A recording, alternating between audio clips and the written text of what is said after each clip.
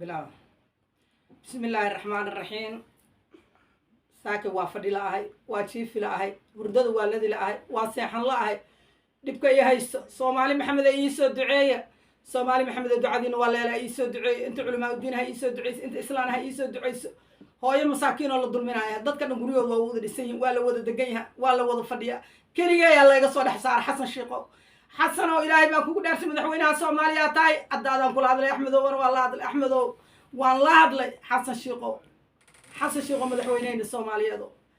xasan dal xureeyo waa la dhacaya xasan waa la dhacaya xasan maamadii ku timid baana maamadii hooyga nabadaad ku qaabishana maamadii hooyada ilmeed la dilay baana maamadii waxaan ahay ku timid oo gabadheedina 25 jirkeeda qabrigeeda ugu jirta ciidanka Axmed Madoobe wiilkaygu waa dhaawac gacanta waa neerfo waxay gaysninkii gayso hortaydu maraya wuu yarkaya waxba la iga ma qabanin intaasaan ku samray maantana meeshii yareed oo meeradeed oo ciyaalkayga aan Axmedow aan xasan shiiqo uga soo tagay oo shaah ku dhex karsanayeen ku noolay ayuu ugu haystaa Axmed Madoobe iyo ninka la yiraahdo Faraweyne Axmed Madoobe iyo Faraweyne intuu warkayga gudbiyo wuxuu geeyay Axmed Madoobe dhulkaas la baryaa la iga qaatay warqadiisa dokumentiga waa ku soo dira anaa iskale ilaahay baa igu og ilaahay oo markaa tiraada la adoonkayga ku yiraahdaa xasan oo waa la dhacaya xasan oo codkayga maqal xasan oo mas'uul baad iga tahay ummadda islaamka mas'uul ka tahay مسؤول Soomaaliyeed bata hooyo dhiban baan waan xanuunsanay Nairobi baan dhex jifa ehelkayga ay soo qaaday talkay sidaan habeeni maalin u ooynay oo qalbigayga ugu ooynay oo qalbigayga niyad ugu ooynay xasan oo dhiig la'aan ay ku dhacday shood kale ay walba beeganay masaakiin bana xoolo islaani xooleyga baa igu go'aysan jiif 2 sano xasan oo gabadheeda maalintay dhimatay ilaa hadda saanaan u ooyay wiilkayga asagoo dhaawac kii shaqaynaayo nasilayna guriga dhaxya laga cadis waa neerfo xasan shiiqo arintaan u istaag xasan shiiqo arintaan u kac ilaahay baa kugu dhaariyay gabadhii hooyga nabad lagu keenana gabadhii kula hadashaan oo maad muxiidiin aad u dhiibtay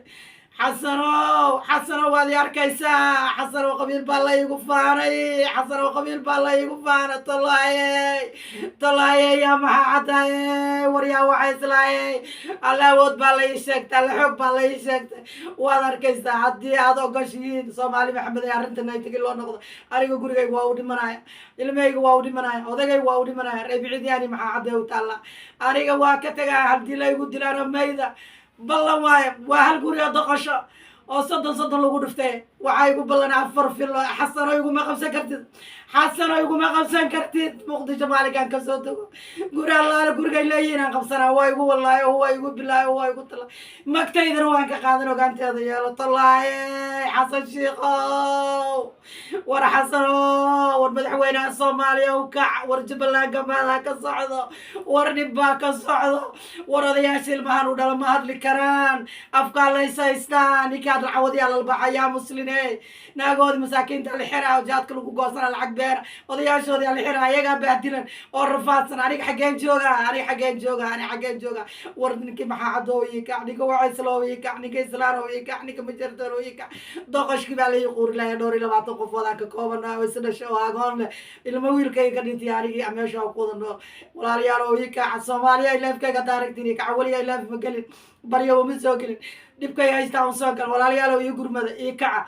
kaco hadii meeshan aan ku noolaa way walaalayaal oo isabata bixiyo oo iga bixiyo xarunteedii aniga maatadeed alla iga bixiyo codsi muqdisho la geeyo